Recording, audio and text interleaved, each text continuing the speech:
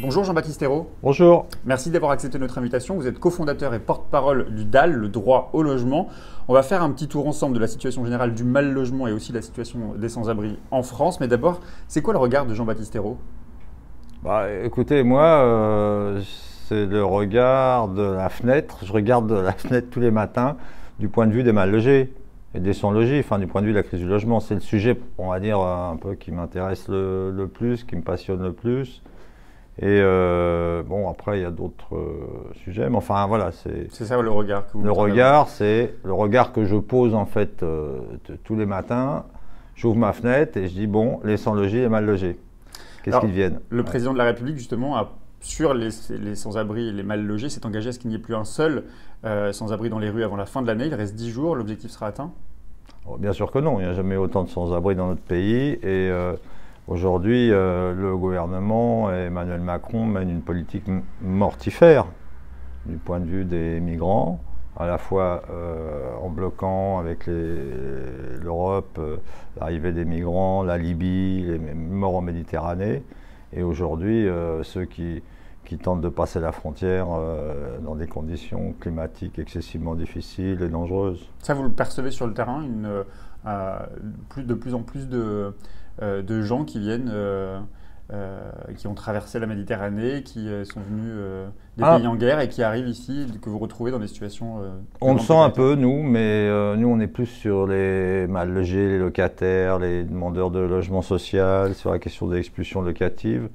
Mais par contre... justement, sur la demande là, qui a été faite par une circulaire du ministère de l'Intérieur, qui était de recenser les réfugiés dans les centres d'hébergement, ça, vous y avez été confronté? Pas encore, mais on est hostile, évidemment, hein, parce que là, on est très hostile, parce qu'on connaît des gens aussi qui sont logés dans des hôtels ou des foyers, qui ne sont pas forcément tout à fait en situation régulière. Et de toute manière, je pense que la France, pour moi, la France est une terre d'accueil, donc elle doit continuer à l'être. Vous diriez qu'il y a une mise en concurrence des individus justement entre les travailleurs pauvres qui sont mal logés, les réfugiés qui cherchent... Évidemment, dans les classes populaires, il y a toujours des concurrences, notamment sur la question du logement, entre ceux qui ont un logement social, ceux qui n'en ont pas, ceux qui sont sans papier, ceux qui en ont. Mais notre travail à nous, c'est justement d'essayer de créer des liens, des solidarités entre les différents, sur la question du logement, entre les différentes sensibilités, différentes situations. C'est ce qu'on fait de manière quotidienne. On fait des réunions, des assemblées générales, où les gens parlent, présentent leurs problèmes, etc. Et donc chacun, vu de sa fenêtre, découvre qu'il n'est pas tout seul et qu'il y a des situations très dures qui sont vécues aussi par d'autres, même si elles sont différentes. Et donc c'est notre travail, nous, d'éducation populaire, qu'on fait, si vous voulez, de manière constante. Et qui touche de plus en plus de populations. Les travailleurs pauvres, aujourd'hui, sont les principaux... Alors, concernés par le mal-logement aussi. Oui, les travailleurs pauvres et moins pauvres. Hein. Bon, avec un petit salaire aujourd'hui, c'est clair qu'on n'arrive pas à se loger dans les grandes métropoles. C'est très difficile, sauf si on accède à un logement social. Donc, une crise du logement qui est liée à la cherté du logement, à la spéculation immobilière et aux politiques de dérégulation des loyers qui ont été conduites et d'encouragement à la spéculation, à la montée des prix immobiliers. Il y a un projet de loi sur le logement qui va arriver. C'est quoi votre principale revendication? Qu'est-ce que vous pouvez attendre d'un projet de loi?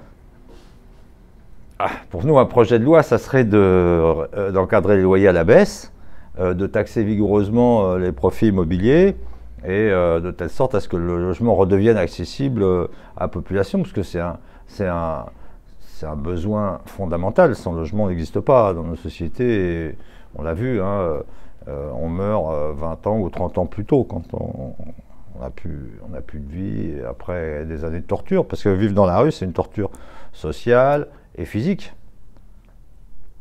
Hier, je recevais l'humoriste Yacine Bellatar et il vous a posé une question. C'est sous une forme d'humour qui vous demande si l'abbé Pierre était aujourd'hui en vie, qui frapperait-il en premier d'après vous? Qui sont les responsables de cette situation, Jean-Baptiste Ayrault? L'abbé Pierre, il irait directement sur le gouvernement, compte tenu des mesures qui sont faites, où les plus pauvres sont sanctionnés, on leur baisse les APL, on menace et on fragilise les moyens de les loger, c'est-à-dire le logement social. Donc on mène une politique qui est contraire à tous les principes, je dirais, des défenseurs des mal logés, des sans logis, dont l'abbé Pierre était un des plus grands représentants. Qui est votre principal interlocuteur au gouvernement, puisqu'il n'y a pas de ministère de plein exercice avec le nom du ministre du Logement? Écoutez, nous, pour l'instant, c'est les représentants du cabinet du ministre. Hein, donc, c'est vos seuls contacts aujourd'hui avec l'État? Oui, un peu l'administration, mais enfin, il est clair que le ministre du Logement, ceux qui ont la compétence du logement, c'est-à-dire Mézard et de Normandie, ne veulent pas discuter avec nous. Julien, justement, quand vous entendez Julien de Normandie dire au micro de France Inter que, je le cite, beaucoup de personnes refusent d'aller en centre d'hébergement d'urgence, c'est quoi? C'est de la mauvaise foi, de l'ignorance ou le symbole justement d'une déconnexion des élites? Ah bah là, ils sont hors sol, hein, c'est clair, mais ils sont hors sol pour leur intérêt. C'est-à-dire qu'en réalité, ils savent très bien ce qui se passe en bas, mais ils ne veulent pas s'en occuper parce que ce n'est pas leur priorité. Ils s'occupent des riches, bon, on a compris. Des riches, des promoteurs. Dans l'immobilier, c'est les promoteurs, les milieux de la banque et les riches propriétaires, les riches bailleurs. Justement, cette période hivernale, vous en appelez à la solidarité des propriétaires et des locataires pour héberger ceux et celles qui survivent dans la rue. Elle en est où, la solidarité? Vous direz qu'elle est ascendante, elle est renforcée ou au contraire, il y a une faiblesse, il y a un affaiblissement de cette solidarité?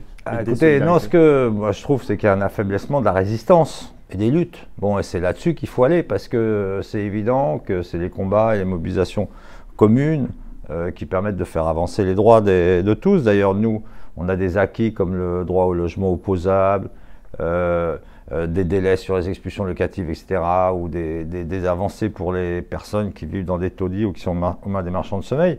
C'est des acquis qui sont le fruit des conquêtes et des combats qui ont été menés antérieurement par les mal logés, les sans logis et ceux qui les défendent. Donc si vous voulez, pour nous, aujourd'hui, eh bien, il faut défendre ces droits et les faire encore avancer. Je pense que, bon, ok, on a un gouvernement qui ne répond pas à cette demande, qui défend d'autres intérêts. Il faut qu'à un moment donné, le voile se déchire de façon très claire pour tout le monde. Je pense qu'à ce moment-là, on arrivera à des mobilisations. Ce qui nous manque aujourd'hui, c'est quand même les intellectuels, les artistes. On sent qu'il y a une génération là qui a du mal à se mettre dans le combat social et qui est plutôt on va dire, des positionnements individuels. Et, voilà. Et la répression aussi aujourd'hui des militants, le fait qu'il y ait un délit aujourd'hui de solidarité, on voit qu'il y a plusieurs militants qui sont d'ailleurs poursuivis aujourd'hui pour avoir aidé des réfugiés. Ça participe aussi de l'affaiblissement de la résistance, de l'engagement. La répression fait partie des moyens évidemment de casser la résistance, c'est pas nouveau et on est toujours forcément perméable à la répression.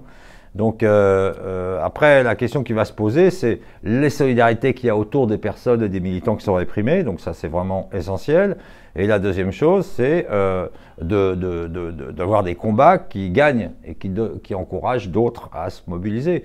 Bon, nous, on pense que cette politique dure que conduit aujourd'hui le gouvernement contre les classes populaires, à un moment donné, va se heurter à un mur, c'est sûr. Quand vous voyez que les députés vont se voir allouer un budget mensuel de 1 200 € pour se loger à Paris alors qu'on rogne sur le budget des APL, c'est quoi? C'est de la provocation pour vous? Attendez. 1 200 €, les députés se votent un budget de 1 200 € par député pour pouvoir se loger à Paris. Alors que dans le même temps, on a baissé le budget des APL. Ouais, non, bah ouais, j'avais pas vu celle-là. Voilà, attendez, laissez-moi intégrer. C'est vraiment vrai ce que je viens de dire? Oui, c'est vrai. Je l'ai pas vu. Ouais. Ah ouais. Ça date de la fin de semaine. Alors là, le choc. Là, c'est le choc total. 1 200 €. Ah ouais, 1 200 € d'APL, c'est ce qu'on voudrait pour tous les locataires. Une dernière question, Jean-Baptiste Ayrault. L'État et les collectivités sont propriétaires de plusieurs centaines de milliers de mètres carrés de locaux vacants. Pourquoi le terme de réquisition fait-il si peur aujourd'hui? Ça, il fait peur à ceux qui ne veulent pas l'utiliser ou qui prétendent que les gens ont peur de la réquisition. C'est la principale revendication. Non, mais attendez, la réquisition, elle est populaire, hein, de toute manière. La baisse des APL est impopulaire, la réquisition est populaire. Les expulsions sont impopulaires. Le logement social est reconnu comme une nécessité pour tout le monde. Donc le gouvernement va pas, enfin, il s'en fout aujourd'hui de l'opinion. Il défend des intérêts privés, particuliers, qui sont les milieux d'immobilier, les promoteurs, les banques, etc. Ah non, en France, on n'a jamais compté autant de logements vacants, c'est clair. Donc on est à bientôt 3 millions de logements vides sur l'ensemble du pays. Et effectivement, des arrondissements parisiens, des centres-villes aussi qui se désertent, enfin qui perdent un peu des habitants.